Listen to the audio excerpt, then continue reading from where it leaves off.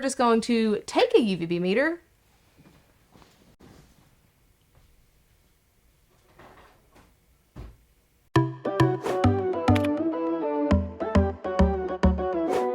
Good morning, Reptilians. Welcome back to the channel. I'm Elle, and this is Elle's Reptiles. This week, it is December, and holidays are coming up. We're going to be talking all about UVB lighting. I feel like this is a good time to talk about this because this is when I think about UVB the most throughout the year, because I usually buy my UVB lights around Black Fridays. So basically in this video, we're going to quickly talk about UVB lighting. We're going to talk about positioning of UVB lighting, and then we're going to look at a UVB meter and kind of just compare different brands, different types of bulbs. Really quick, if you didn't see last week's video, it was a reptile room tour, so make sure to check that video out if you haven't already. Before we get started, this video is sponsored by Reptile Gecko, so make sure to stay until the end of the video to find out all about this awesome company. Let's get started. So first things first, UVB light. UVB lighting for many reptiles is one of the most important things in that tank. UVB lighting replicates the sunshine, so it's going to help to mimic the natural environments of your diurnal and crepuscular animals. Sunlight is super important because just like with us humans, that's where a lot of our vitamin D3 is going to come from, is the sun.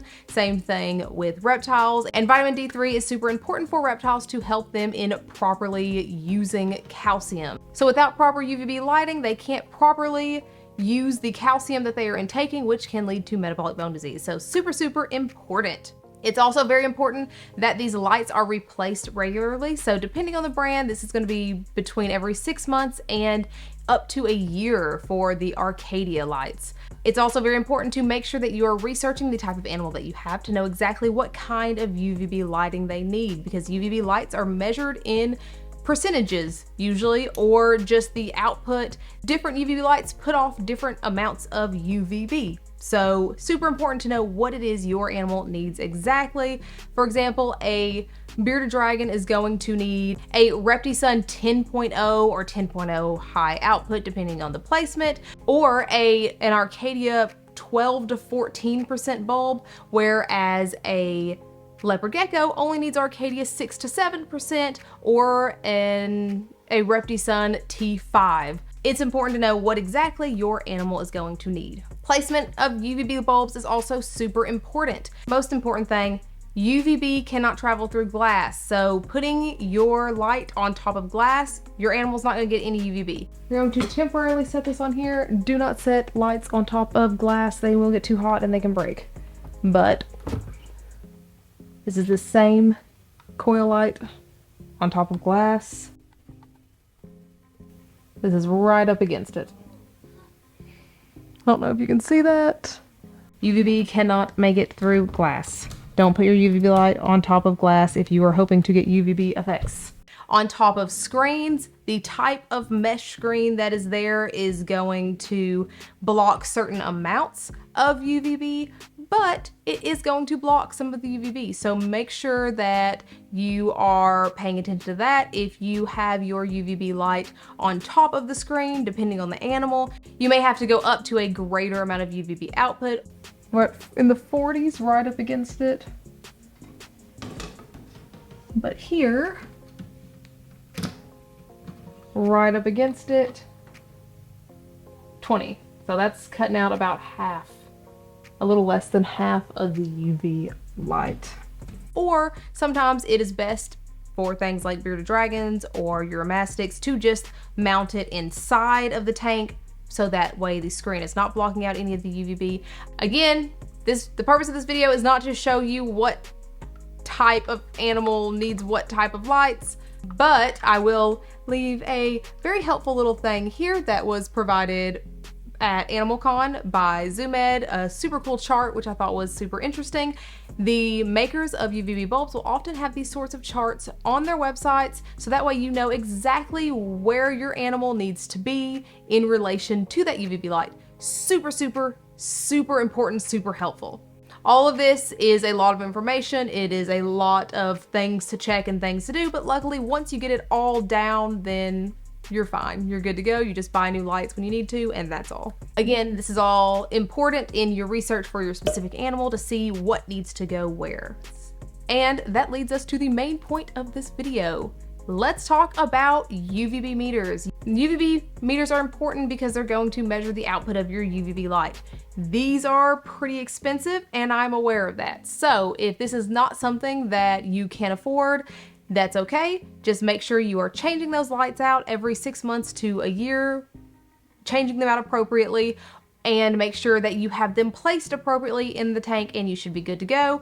But for this specific video, we are going to take a UVB meter, this SolarMeter, and we are going to go around and measure different lights, different materials, and we're just going to kind of do a little fun comparison and just kind of take a peek for those of you that might not have UVB meters laying around. This is not a scientific test. Remember, I'm going into this knowing that this is around the time that I replace my UVB lights every year. This is not a all new lights comparison of the UVB output. This is just a fun little test to look at how solar meters work and how useful they are. If you are interested in getting one of these, I'll, as always, leave the link down below. Not sponsored by them, but I'll leave it there so that way it's easy to find if you want one. Without further ado, let's compare some UV lights. Okay, so first we're going to look at a Zoomed Reptisun 5.0, and this is the coil type of lamp. If we get super close to this thing, those numbers, can you see that? Those numbers are crazy. Those are dangerous. If you look at this, 7 becomes dangerous. So this is what's important, to space all lights away from your animal. But as we drop down, you can see it starts to drop on this log that he likes to hang out on. This vine he likes to hang out on. It's about 4, which is right here in the middle. And as we go down, it lowers to about a 2. And then, I mean, all the way down here, you can see it drops to basically nothing. The way that coil lights work is it's going to come out in a triangle. None of this over here is going to have UVB. We come over here, you can kind of watch. We're back in his favorite spot. And as we get away, it drops to nothing.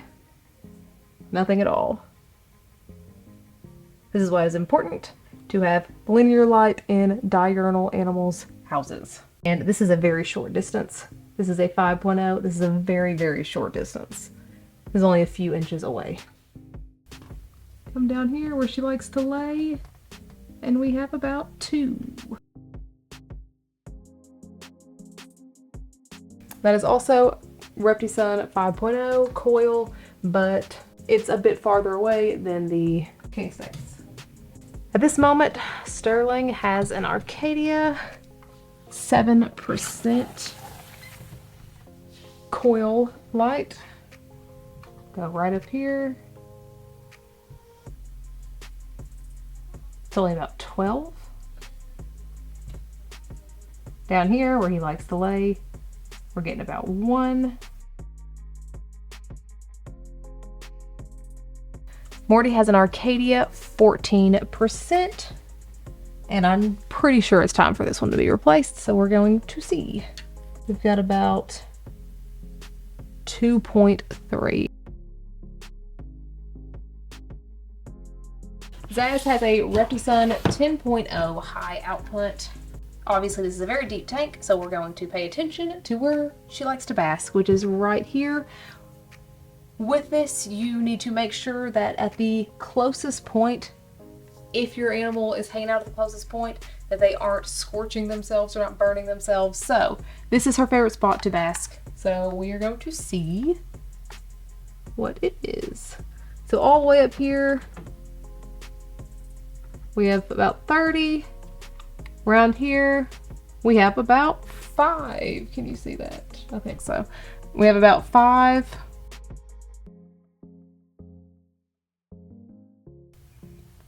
Up here a little bit further, it goes up to close to 6. So we're not in the dangerous level. Sometimes she basks over here. It's all the way down to 3. So this is a very good gradient here for Zaz. It's also important to note, if this was extended over here, it'd still be high. If it was extended over here, she still gets UV because it spans the entire thing. If this was a coil light, she would have this one spot and that would be all. All right, then we have Winter's tank. Winter has an Arcadia 6%.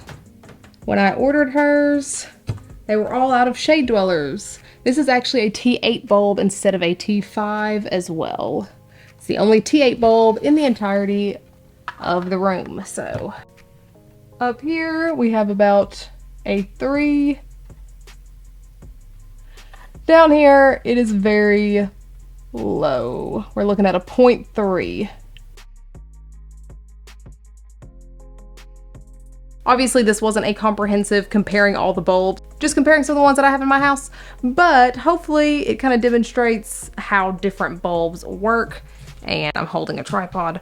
Hopefully it just kind of demonstrates how different bulbs work and the importance of choosing the right kind of bulb and the right kind of screen or having it inside and all that jazz.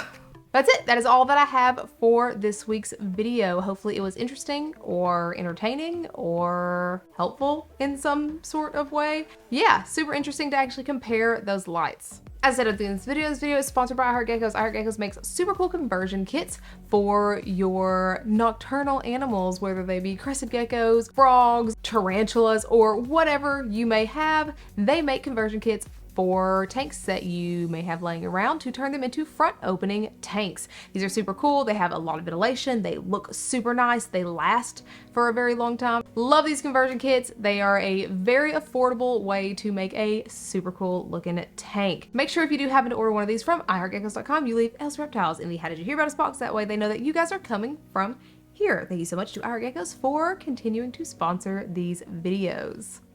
As always, if you haven't already, please feel free to follow me on my socials and like, subscribe, and hit that bell for notifications every single time I put out a new video, which is every Sunday and some Wednesdays.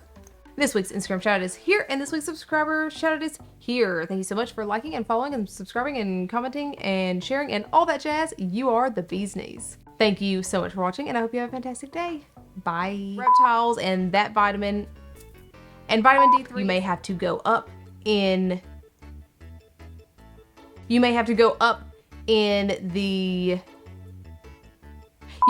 up I don't have food for you.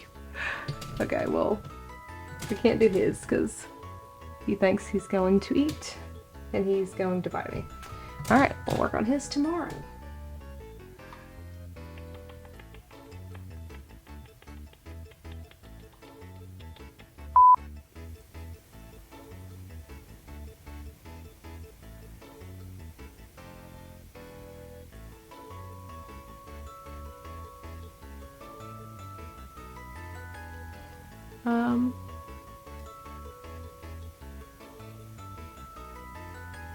I guess that's good.